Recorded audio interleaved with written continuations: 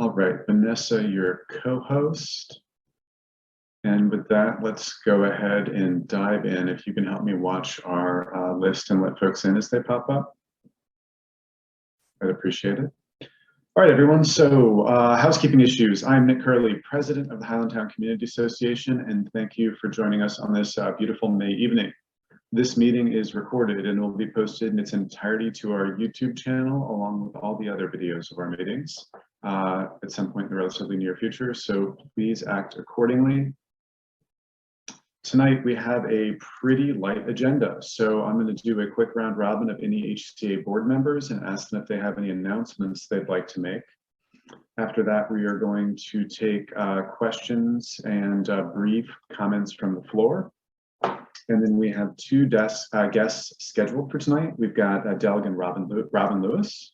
And then we've got Travis Bell, proprietor of Black Acres Roastery, which will be opening on Goff Street near where Deepest Valleys used to be. So I think we have a fairly compact agenda that I expect to take probably an hour to work through, although we can go just as long as you guys want to. And with that, I'd like to ask our members of the board, Vanessa, is there anything you'd like to add to the general meeting tonight?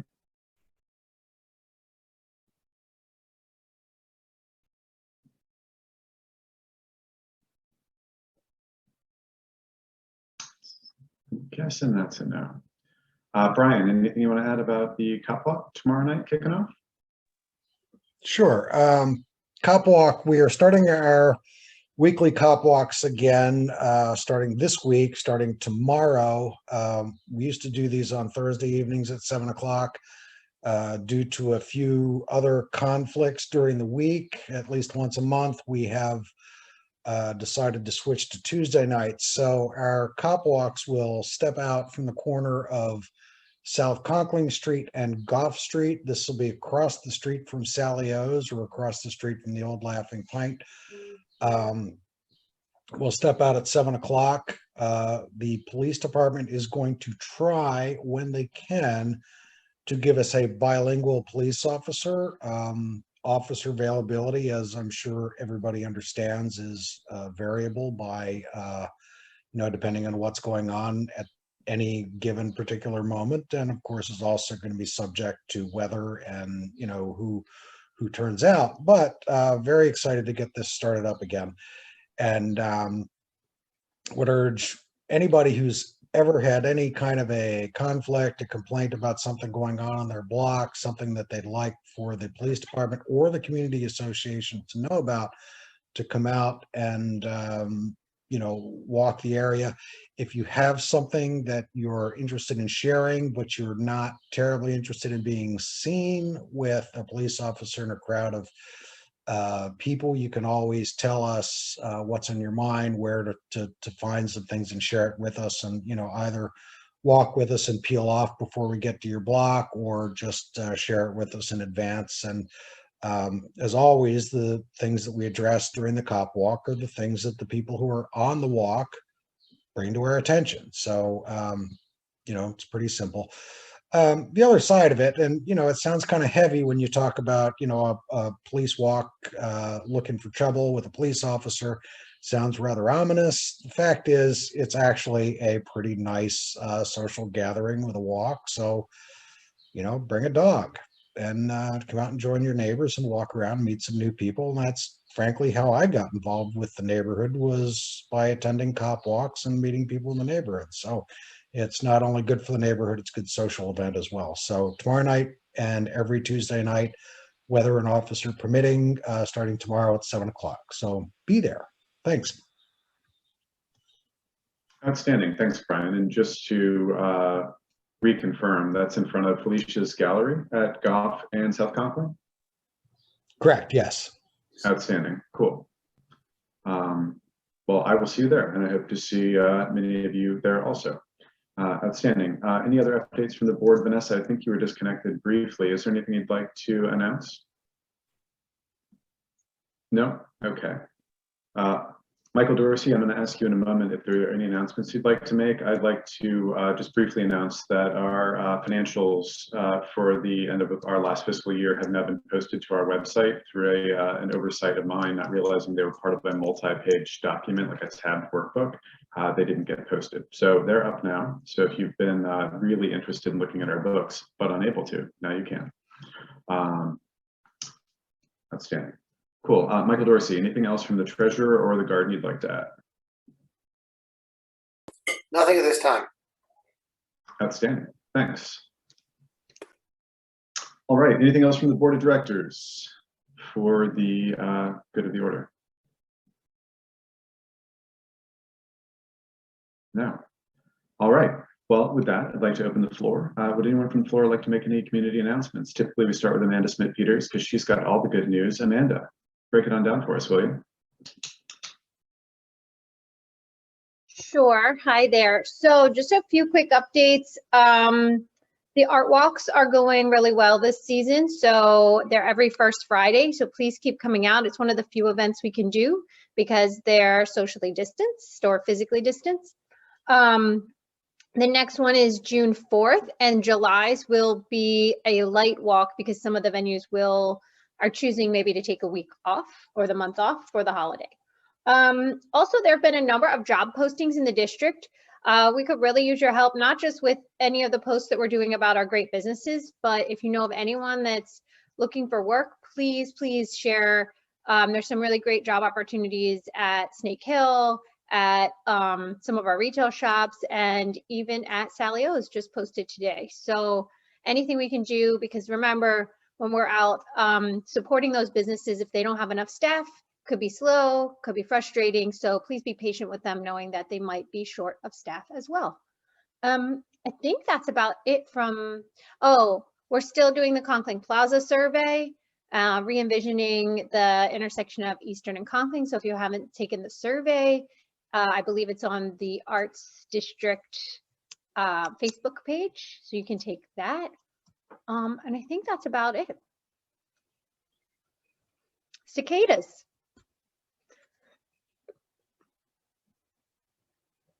Outstanding. Thanks, Amanda. I'm not sure the cicadas was a non sequitur, but Doug, are you on our invited guest list to talk about redevelopment? I certainly am. I am Doug Schmidt, Workshop Development. I've got my partner, Richard Manikin, there. We're a little bi-coastal today because he's in California. So the beauty of Zoom. I thought I could give you guys a little update on our Bank Street apartment project, which I can just do this way, or if you want to give me the ability to share, I can show you some images. I'd be delighted to. Give me a minute to set that up for you, okay? No problem. I'm sure you'll be quicker than I'll be on that if it was me. Okay, cool. All right, let's see if I can do this. Oh, it's still disabled. Okay. All right. How about now? I'm good. All right.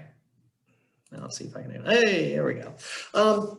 So we came to you all a couple times in 2019, and we actually looked in our calendar that we missed 2020 to visit. There were a few things going on in many of our lives during that time, and for us, we were working on our financing and our equity raise for the project, which was very challenging to say the least. If Richard would grow a beard, it would be as white as mine. It was not a pleasant experience, but if you know developers, generally we're a stubborn lot and we're persistent. So we were able to get the project financed and done, and we started construction in February, and we're now off to the races. So what you see in front of you now is a rendering of the building. The address is 3825 Bank Street, the old Epstein's department store building. So Grundy we're mid-block, but Grundy is a little bit to our east. And then there's a finger of a row house size frontage on Eastern Avenue.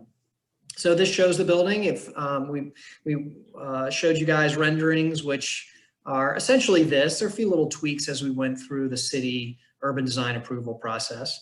It's 149 units. It's a mix of studios, ones, a few twos, and then we do have a couple co-living units. We have several 3 bedrooms and 4 bedrooms, which will be interesting as a little experiment. We'll see if we pick up, some nursing students or some Hopkins grads or others. It's our first foray into that business. Our partner on the project is CLD, a fellow named Chris Fume. If you guys have run into him. And Amanda in particular has been very helpful with us as we've troubleshooted the development process, like the day that our demo guy knocked down a pole and cut off power to a few stores and a little dust on some cars, but generally we've worked hard to be low impact. So this is the Bank Street rendering you see. You get a feeling more towards the middle on the right of a courtyard we have in the building, and then you can see the detailed entrance. Here's a couple pictures just of the interior courtyard on the upper left, lobby, our sort of hangout room, and then our fitness facility. So it's a full service building. It is not competing with sort of high-end luxury buildings down in Canton. The price point is significantly lower, and the amenity package, although it's nice and it's ample, it's not massive amounts of amenities. So we've really tried to target people that are looking for a nice, new, fresh, well-designed building, but really are not going to be interested in the high sticker of the new buildings down the street. And I can certainly answer any questions too as we go, if there's anything in particular. This shows you some interiors or units. Again, simple, stylish, and efficient. So this gives you just some images of our start of the project. Again, we started in February, and for those that are close by, you saw construction signs go up. We have a fair amount of BGE work to do. You can see images of some new poles being put in, and this was the beginning, demoing that building, which was, we know, a nest of rats as well as a nest of kids and other people getting into the building. So that obviously has changed now that the building is down. So here you see it coming down. We uncovered some other painted signs, which was kind of interesting. We also uncovered in the neighbor's building that part of their building was missing a wall, which was kind of entertaining, except for them, which we quickly went and closed up. There was a lot of handwork to be done, as you can imagine, when we're right next to another building. So the building now is down. And if you go there now, you'll see pretty much the picture on the left. We're now starting to demo some of that foundation. The building has underground parking as well as some first floor parking, and then it's a 5-story building. And you also will notice our banners. We have named the building now. It will be called Home Highlandtown. And our branding is coming together. We actually have a website now for it. So from a scheduling standpoint, the folks that are nearest to the building will probably have their biggest disruption here over the next few weeks. We're going to be putting pilings in to define the basement area. And then once that's done, the foundations will be poured and hopefully we'll be above ground by the end of the summer. And the building will be finished somewhere near the end of 2022. That's where we are today. Certainly people know us at Workshop. If they have any concerns or questions, if they're a nearby neighbor or if they just would like to know what's going on, they're welcome to reach out to us, workshopdev.com, or many of you have our phone numbers and know us, and we're happy to do what we can do. Hey Doug, 2 things. First, if you would be willing to put your contact information, specifically that phone number or an email address in the chat for the good of the group. And Absolutely. Then 2, Richard, I see you just answered Natalie's question about the depth of the parking facility, so thank you. At this time, I'd like to invite anyone else who's in the meeting to pose a question via chat or to unmute and address Doug or Richard. So please do that now if you're interested in doing it. This was a quick question, and I apologize because I wasn't familiar with it before. How many units was it going to be? It's 149 units. 149. Okay, thank you. Thanks, Nick. Any other questions from the floor? I have a question. Shoot. So first of all, it's great to see you, Doug and Dick. Thanks for sharing the details of this project. I was in Vancouver right before the pandemic and had the good fortune, first of all, to go to Vancouver and to do some tours and educational activities to learn how they do community development, residential development that's accessible, equitable, that's near transit. It's just incredible. And one of the lessons they impressed on me was the importance of having multi-bedroom apartment style units in the downtown area, because in fact, they've discovered that families really want to live downtown. They just don't, it's not always easy for a family that needs a 3 or 4 bedroom unit to find one. So you mentioned, Doug, that you have, you called it experiment, some, I forget the term you use, cluster units or co-op units or something. Yep. With you have 3 or 4 bedrooms. You refer to groups of nursing students, and, you know. Did you consider the possibility that families might want to live in this building, people with children who want to stay? It's a good question. And right now in the market, we're not really seeing that. I think there's nothing precluding that unit that has 3 bedrooms or 4 bedrooms from being rented by one family. But it's conceived based on what we're seeing in the market that people could rent an individual bedroom. That's why I said it's a little bit of an experiment. The property management folks, the market is telling us that the predominant renter is someone that wants to live alone, and they want to live alone in an efficient space that's affordable. And that's the biggest piece of our units. But again, we also have 1s, 2s, and 3s and 4s. So based on this experience, we'll look and see, maybe we'd modify a plan for the next building. There's really only one new traditional apartment building in that market. It's Highland House. And so we really looked hard to see what fit there, what was successful there, what did the market tell them, and then we modified based on that. So I'm sure we'll learn more, and we're a little bit, not exactly pioneers, but relatively new to this market. And I think it'd be pretty great to see some families there, certainly with the school right around the corner being renovated. Great, thank you. Outstanding. All right, I'm going to do a last, sorry, go ahead. Question. Yes, Larry. Do you have a cost on the 3 or 4 bedroom apartments at this time, or is that still coming together? It's still, Richard, do you want to answer that question? Do you remember those rents? Yes, the 3 and 4 bedrooms really have been designed for co-living. While, as Doug said, they could be rented that way. That the model, the economic model is such that if you rent a bedroom, you're renting it for $900, which includes a fully furnished unit, bedroom, a fully furnished, kitchen, a fully furnished living room or living area, and with high-speed internet and cleaning service once a week. So that whole model would be thrown out with a family, and the economics for many families depends to spend $2,700 a month for 3 bedrooms when the market is not that way. You can rent a pretty nice house for $2,700 a month. Yes. But you can't find apartments in a new building for $900. I didn't realize you were talking about completely furnished and everything. So Right. thank you for bringing that to my attention. Okay, you're quite welcome. All right.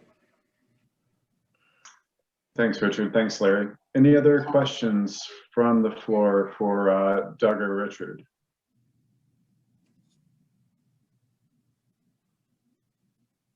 All right, gentlemen, thank you very much. Great presentation. Thank you, Thanks for Nick. sharing the visuals. And of course, you're welcome to stick around. Otherwise, we look forward to hearing back from you when you've got more updates for the group. Yeah, when we get vertical, when it starts coming out of the ground and maybe there's some milestones, we'll pop back in and say hi. And again, anyone have issues, questions, comments, please feel free to reach out to us. We're not too far away. Thank you. Awesome. Thanks, gentlemen.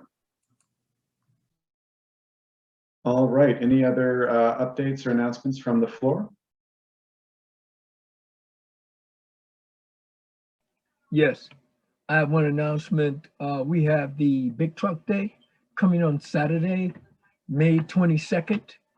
It'll be 10 a.m. to about 3:30, 4 p.m. It will be a walkthrough of 17 to 19 big trucks from all the different agencies. It'll be at Montebello, and you have to register. I've sent Nick, I sent out an email blast, but I just sent you another email as well as you, Brian. So if you could forward that out to the families. We are getting very tight on participation because there's going to be three actual times. Be a morning and an afternoon, and then a morning, a noon, and then an afternoon, where we're having families with their children come through. We'll be giving a swag bag to all the children, and it's at, like I said, it's at Montebello, and we just look forward to everybody having a great time. Outstanding. And Larry, that's DPW Big Trucks at Montebello. Brian, if you'd be so kind as to forward that message to Nick Frazone, and Nick Frazone, if you would please post that to our social media feeds. I know some folks have expressed some interest in the chat seeing that. I think that's probably the most efficient way to get it out. So excellent. Thanks, guys. Super. Matt, you're on. Hi all, Matt Alcomer, Community Liaison for the Liquor Board. Thanks for letting me talk a little bit. Really just wanted to help clear up some confusion that you'll probably encounter with restaurants and licensees right now. Things are pretty much reopened, 100% indoor, outdoor, etc. But Baltimore City mask restriction is still in place. So servers, bartenders, etc. should still be wearing masks indoors, as well as patrons when they're not actively dining. So just in case establishments ask, as they might, because things got pretty confusing over the weekend. So.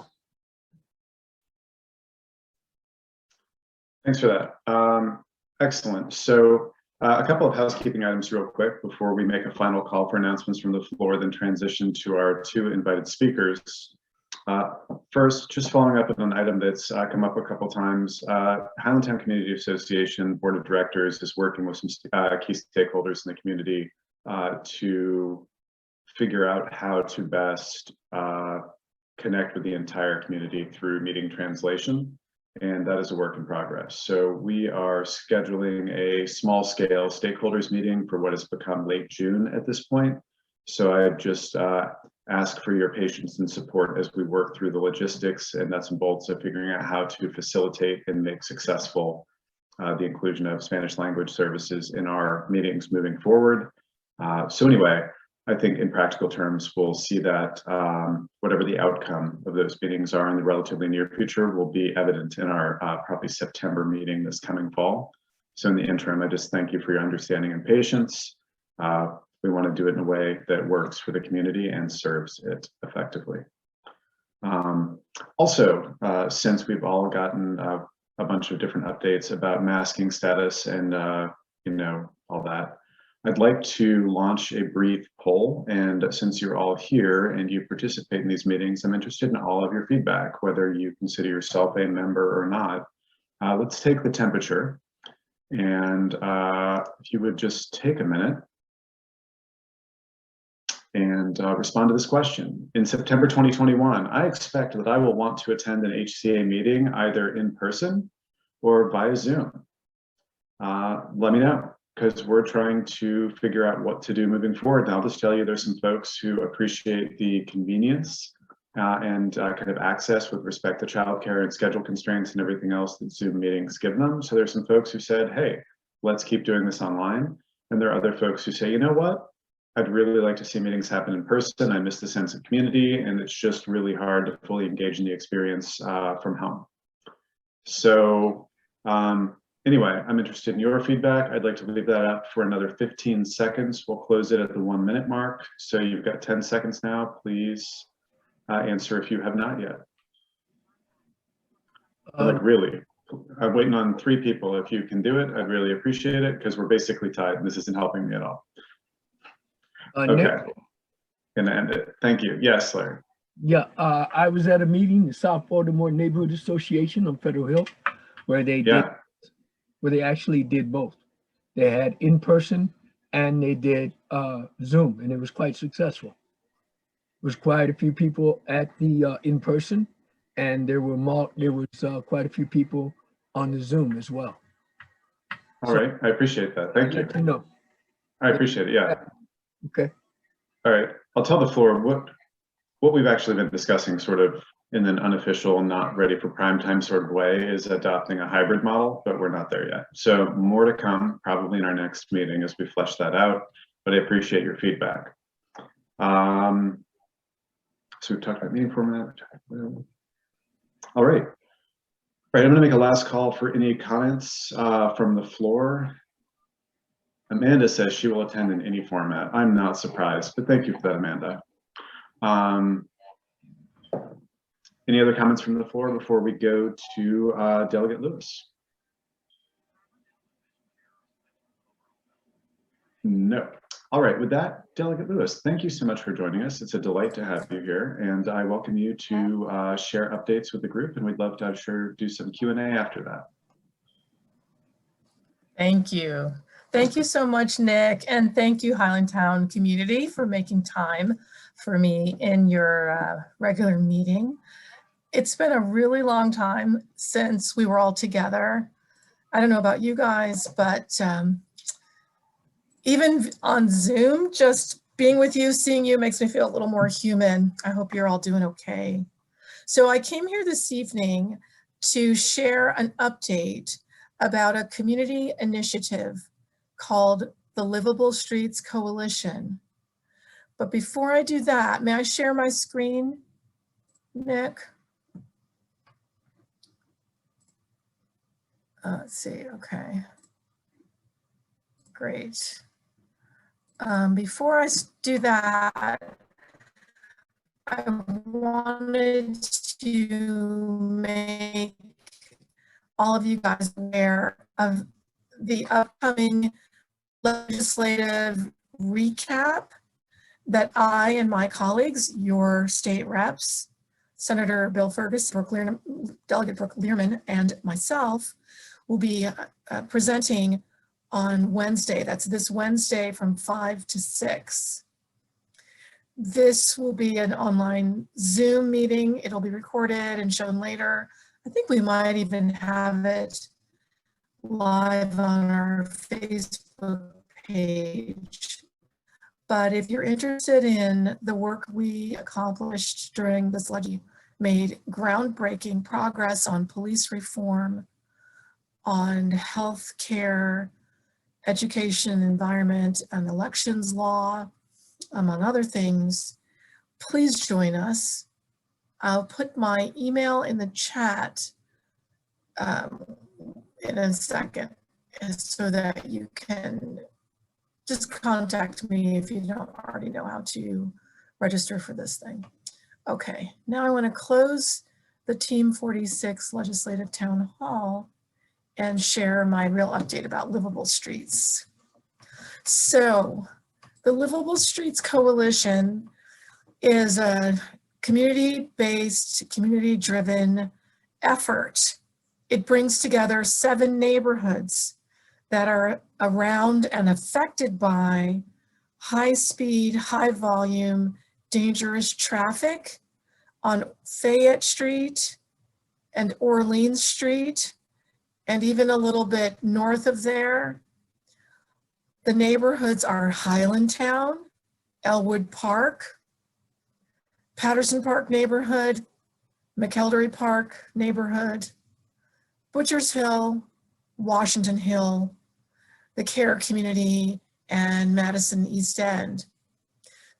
We're focused on an area between Highland Avenue and Broadway, Fayette to Madison, that big rectangular area that really is impacted by this awful, choking, polluting, incredibly dangerous traffic right through the middle of our densely populated, finely gridded neighborhood streets.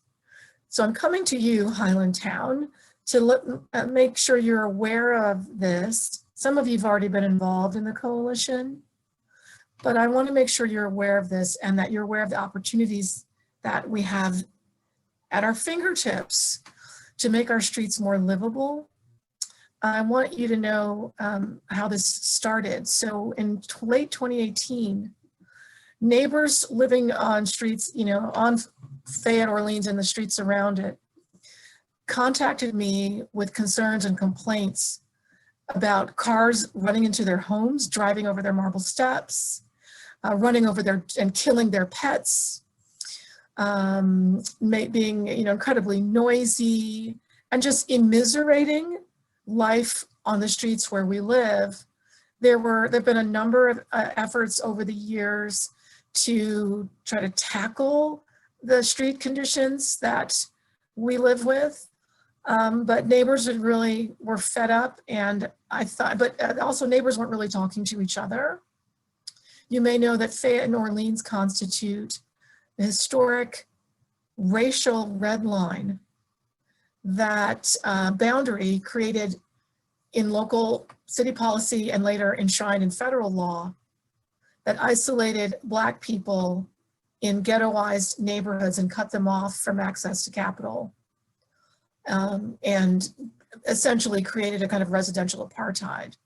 So Fayette and Orleans are awful streets because they're the historic manifestation of that history. So neighbors complained, they weren't talking to each other. There was some confusion and discord. And I thought, let me just bring people together. Let's just get around the table and talk about what the problem is and what we can do.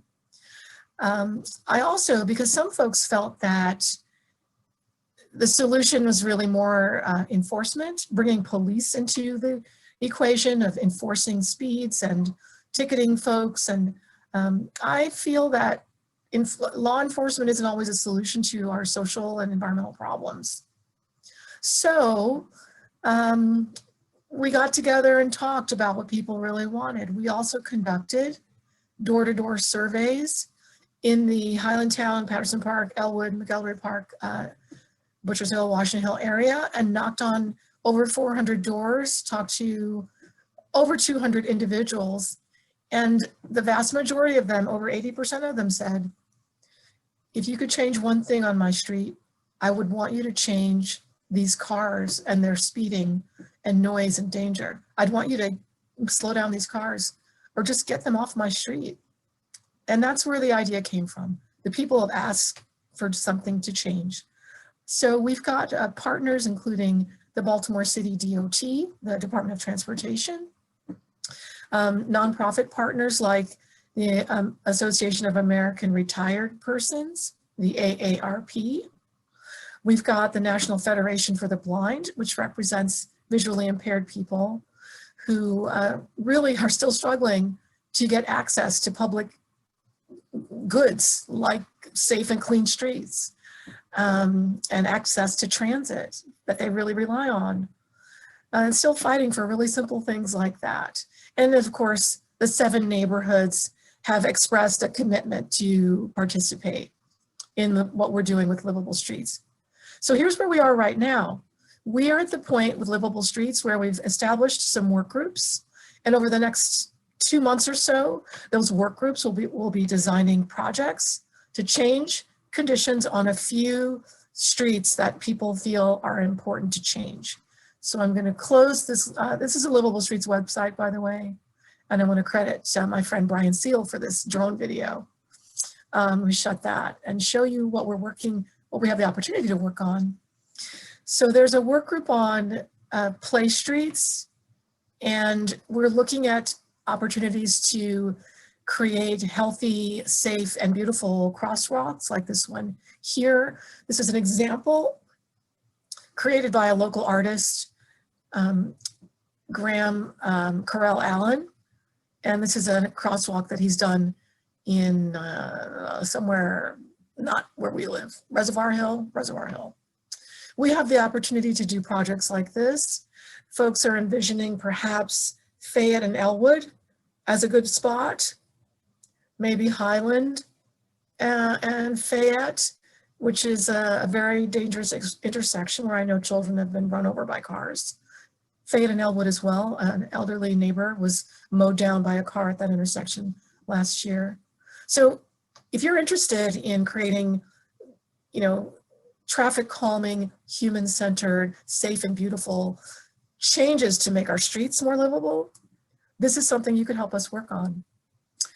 We're also working on something called Play Streets, and I couldn't download an image quickly enough while we were waiting, but you could just Google Play Streets. New York City has some great examples.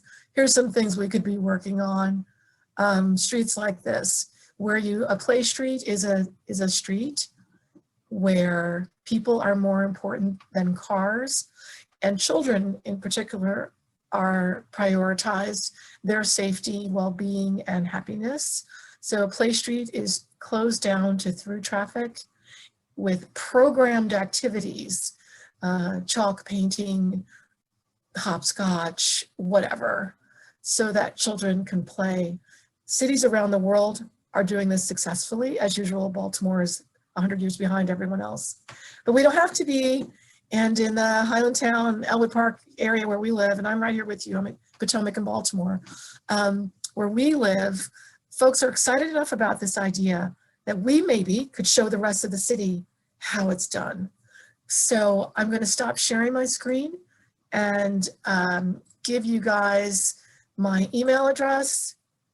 If you're interested in anything I've talked about tonight, whether it's joining a Livable Streets Coalition and helping us design some more human changes on our streets, or if you want more details about the Team 46 legislative update, my email is in the chat. Just write to me and I'll be happy to get the information to you. Thank you. Hey, Robin, thanks so much. Can I ask a question just that comes to mind, and then I'll open up the floor? Absolutely. So I know a number of folks present for this presentation have worked for years on complete streets and probably felt varying degrees of kind of gridlock, no pun intended, and frustration with like the glacial pace of change that tends to happen when it comes to public infrastructure planning changes. So can you offer any insight into what folks should expect participating in this program? That's an excellent question. And this is kind of the story of our lives in Baltimore, especially if you care about neighborhoods and you've been around more than 10 minutes, you've probably been frustrated by some highfalutin ideal or a broken promise. Let me just mention that I've lived in this neighborhood for almost 20 years.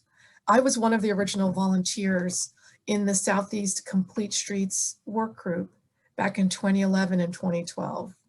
So I don't know who else was here, maybe Brian Sweeney. I don't know who else in the group was around then, but I and a big group of volunteers, neighbors, came together to give input to the city's first ever district-based complete streets plan. And that was before we even had an ordinance. At that point, we only had a complete streets resolution here in the city. So we poured our dreams into that plan, which if you are interested, you can find online, the Southeast District Complete Streets Plan. And it's full of brilliant ideas that have not been implemented. The resolution became law thanks to the leadership of Councilman Ryan Dorsey a couple years ago. But the problem has been political will at the highest levels and lack of financing, lack of funding. We're at a point now that I'm actually really hopeful, Nick, that our complete streets dreams can come true. A few months ago, the city DOT finally issued their complete streets design manual, and it's awesome. You guys should look at it. It has all of the things that we dreamt of 10 years ago, and all of the things we know complete streets should have. wide sidewalks, crossing signals that give humans enough time to get to the other side, humans on foot, in wheelchairs, pushing baby strollers, that humans are prioritized, right? That more trees be planted and that other traffic calming measures be taken. All those complete streets, human-centered design changes, they're all in that manual. What we need, we've got political will. We have a mayor who gets it finally. We have a city council full of smart, young people who get it, finally. We have enough members of your state legislature who represent the city who get it. And money's on the way. I introduced a bill last year and again this year that would direct a couple $1 million a year to the city's Complete Streets program. That bill got hung up because of a lot of other stuff we were doing this year, but we're going to get it through next year and get that $2 million a year in the city's coffers for human-centered streets. But I will just tell you that the secret to change really, in addition to elected leadership, in addition to money, the secret sauce, it's community screaming and yelling. The red line got canceled because the people of the city were not mobilized and screaming and yelling for it. Some of us were, some of you guys were, I know. But the anti-transit folks were organized and louder. So what the Livable Streets Coalition aims to do is help to consolidate that community voice. You know, we don't really have, there's no pedestrian advocacy group in the city. There's really excellent bicycle advocacy, but unfortunately, and I know this because I'm a founding member of Bike More and I served on the board. Unfortunately, leading with bikes in the city.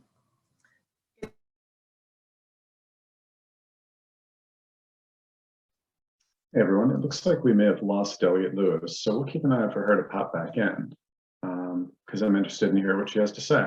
So let's just wait a second and see what happens there.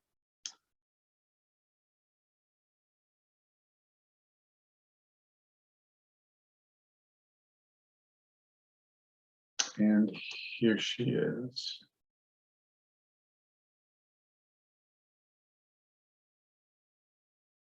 My laptop died.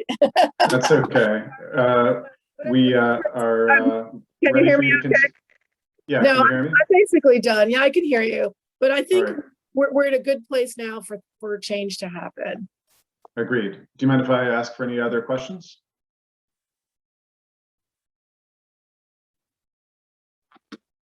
All right, let me address the floor here. Would anyone like to raise any other questions or comment to Delegate Robin Lewis?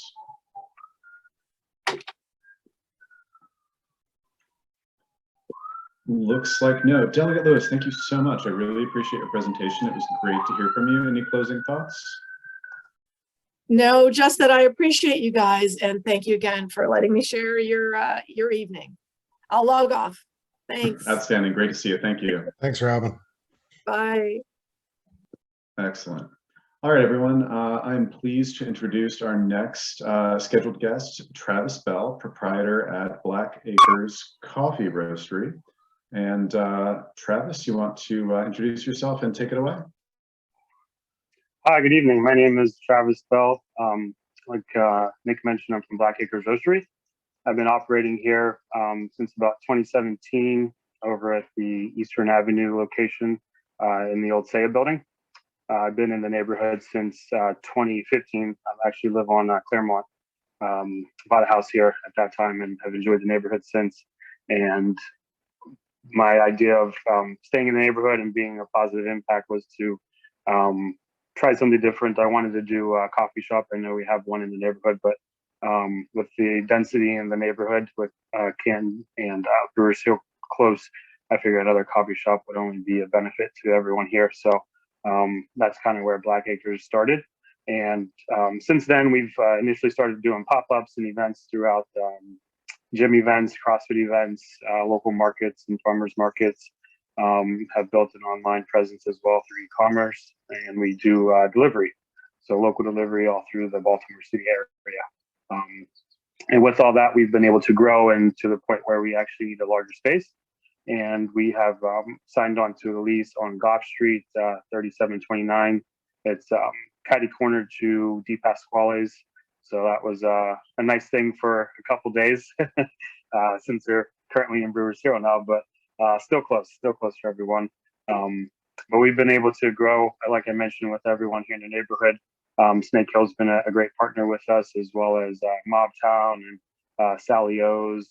Amanda's done a great job advocating for us, just being a voice for us to be out to the community, to be able to serve coffee to people.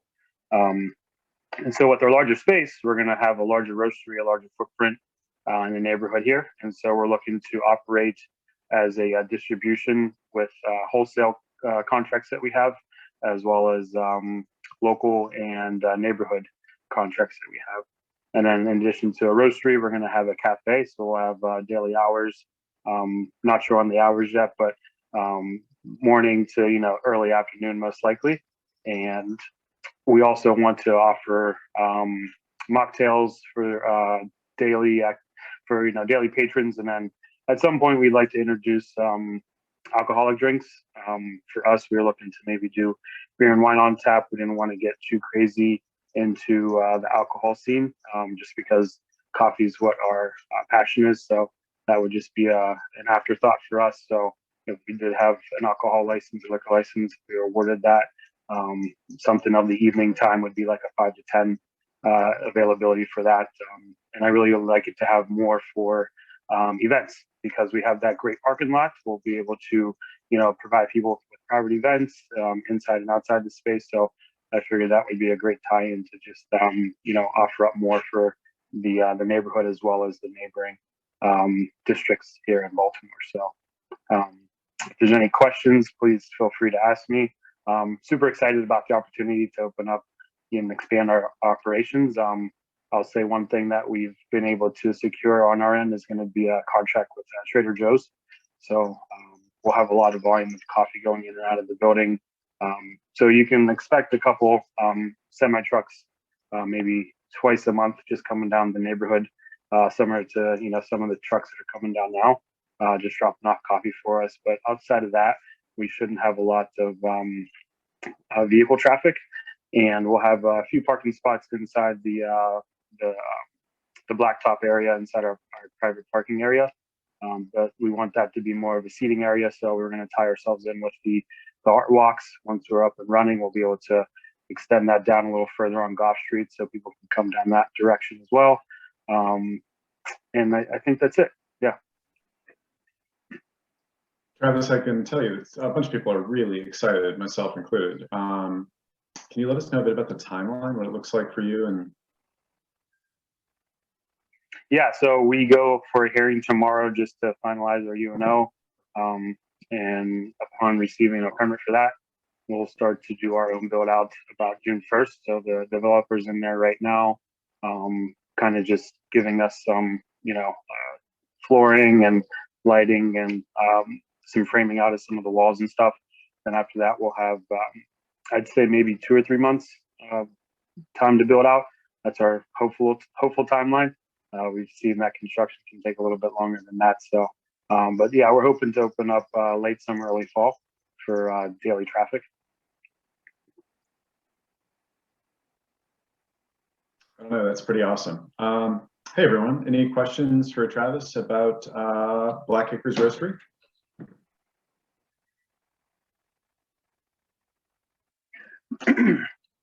Amanda, you want to jump in?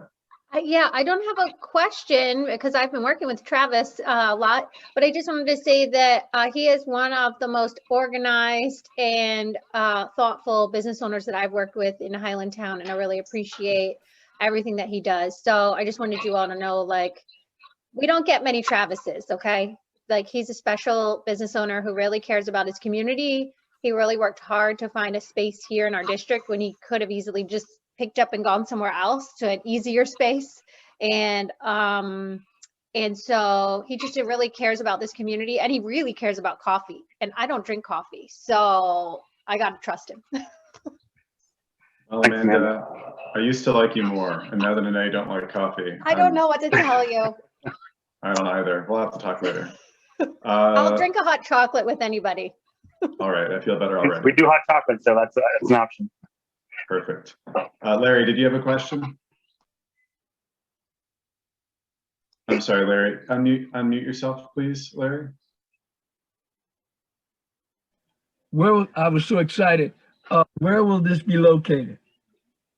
On Goff Street, right on the same block as Deep Pasquale is. So we're right beside the Real Honey building.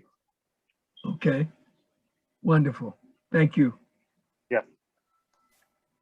Thanks, Larry. Any other questions for Travis?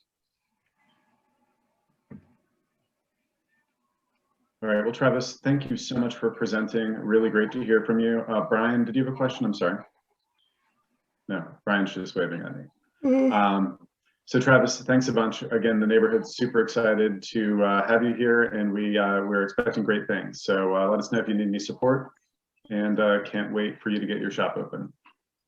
Thanks, guys. And just a heads up, we do pop-ups over at Meltdown currently. So if you haven't had a chance to try our coffee or want to speak to us in person, we're over at Moptown usually every weekend from Saturday and Sunday from 9 to 12. So come over there, you can try some of our hot coffee drinks, cold brew, or we have a batch sale as well. So thanks again for everyone coming and supporting us, and look forward to sharing our passion for coffee for you guys. Awesome. Keep up the great work, and thanks again. Thank you. All right, everyone. So that concludes our invited guests for the evening. Is there anyone else who would like to provide any updates or raise any questions for the good of the order?